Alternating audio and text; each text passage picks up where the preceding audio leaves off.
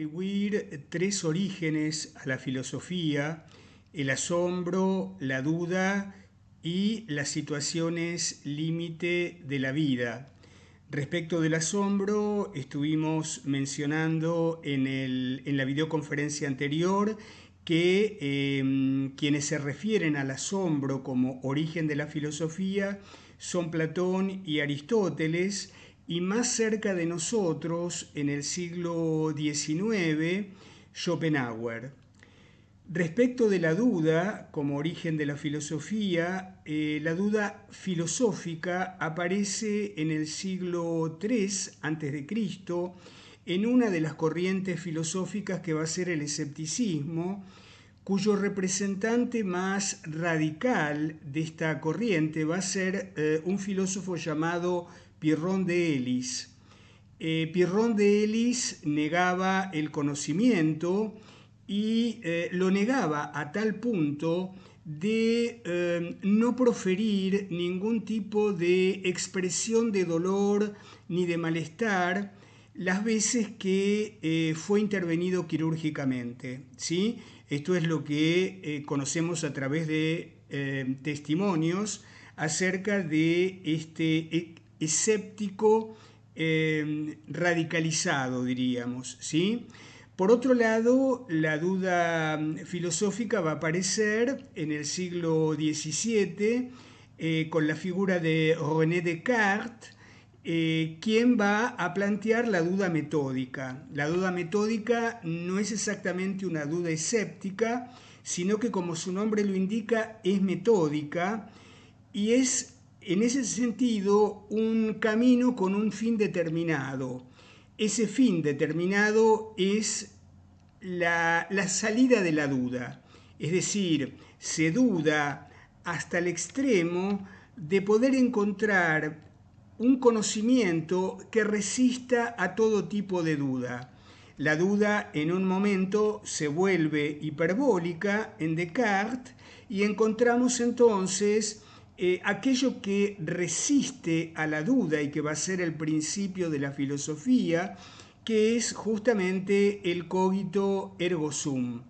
Entonces, la duda en Descartes no va a ser pirrónica, no va a ser una duda a lo Pyrrhon de Elis, sino que justamente tiene que ver con un método y lo que significa la palabra método etimológicamente es camino con un fin determinado, que repito, en este caso es la duda como camino para salir de la duda. Por otro lado, las situaciones límite de la vida como origen de la filosofía son aquellas situaciones que implican un dolor en el humano que lo llevan justamente a preguntarse el por qué. Esas situaciones límite de la vida pueden ser la muerte de los seres amados, las enfermedades, las guerras, los desastres naturales, etcétera, etcétera. Es decir, aquello que lleva dolorosamente al humano a preguntarse el porqué de todo eso que genera tanto sufrimiento. Siguiendo a Hegel, habíamos caracterizado la filosofía como un saber que llega demasiado tarde, tal como él lo plantea en su obra Introducción a la filosofía del derecho, es decir, como un saber ex post facto, un saber que solo aparece después de lo sucedido. En este sentido, Hegel lo compara con el búho de Minerva, que emprende su vuelo al final del día, es decir, emprende su vuelo o levanta vuelo cuando anochece. Cuando los hechos entonces producen asombro y ponen en cuestión el saber de sentido común, acá aparece la filosofía. A partir del siglo V y con la figura de Sócrates, la filosofía aparece como un saber aporético, como un saber carente. El adjetivo aporético corresponde al sustantivo aporía. Aporía en griego significa carencia, significa pobreza, ¿sí? Esa palabra está compuesta por un privativo que es el privativo a, que significa sin, y la palabra poros, que significa riqueza. La poría es la falta de riqueza y por lo tanto la carencia, la pobreza, y esta pobreza, diríamos, esta carencia, es lo que va a poner en movimiento todo el espíritu de búsqueda, justamente para lograr de alguna manera esa riqueza nunca o casi nunca alcanzada. El saber aporético de Sócrates tiene como punto de partida justamente esa famosa afirmación que dice: solo sé que no sé nada. Es decir, el saber del no saber, y fundamentalmente es una filosofía que plantea problemas, que plantea preguntas, pero que no da soluciones. Acá aparece la pregunta como más importante que las respuestas, ¿sí? Cuando veamos Sócrates vamos a ver que Sócrates justamente lo que hace todo el tiempo es refutar las certezas de sus conciudadanos, las certezas que portan los sofistas, por ejemplo, es decir, va a poner en cuestión el saber de sentido común. La filosofía aparece entonces acá como un saber que está en el horizonte y que, al igual que el horizonte, siempre retrocede. Es decir, al igual que el horizonte, nunca se alcanza. Aristóteles, en el siglo IV a.C., se va a referir a la filosofía como el saber que andamos buscando, ¿sí?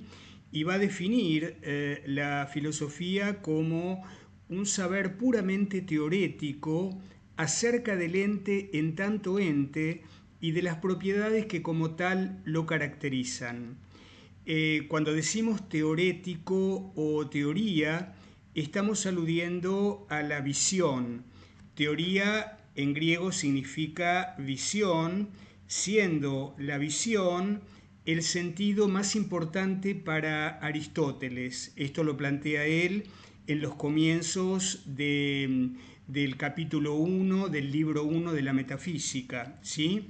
Entonces, también entendemos que cuando Aristóteles plantea que se trata de un saber puramente teorético, se trata justamente de un saber desinteresado, un saber por el saber mismo, y que se diferencia de otros tipos de saberes, como por ejemplo el saber pragmático o el saber productivo.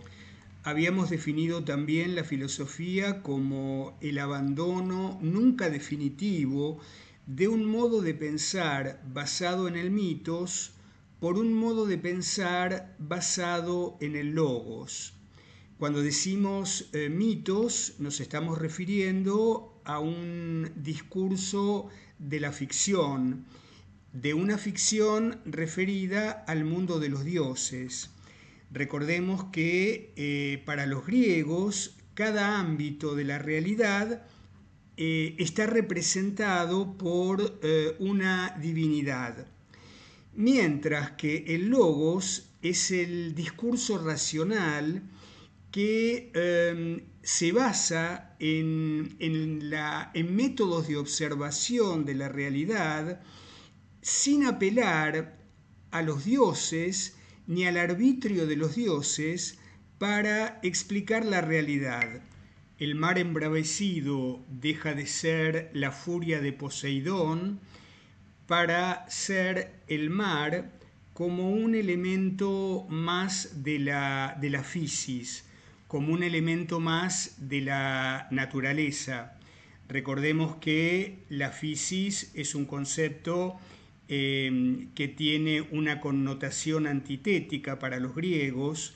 Por un lado, la physis son las cosas de la naturaleza, y por el otro lado, la physis también es la naturaleza de las cosas.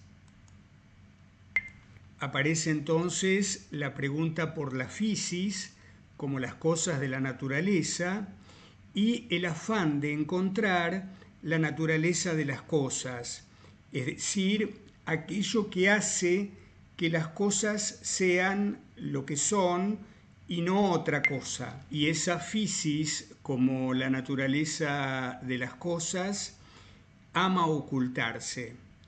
Cuando veamos Heráclito, justamente Heráclito tiene una de las afirmaciones, dentro de las tantas afirmaciones fragmentarias que nos han llegado de él, que dice justamente physis ama ocultarse.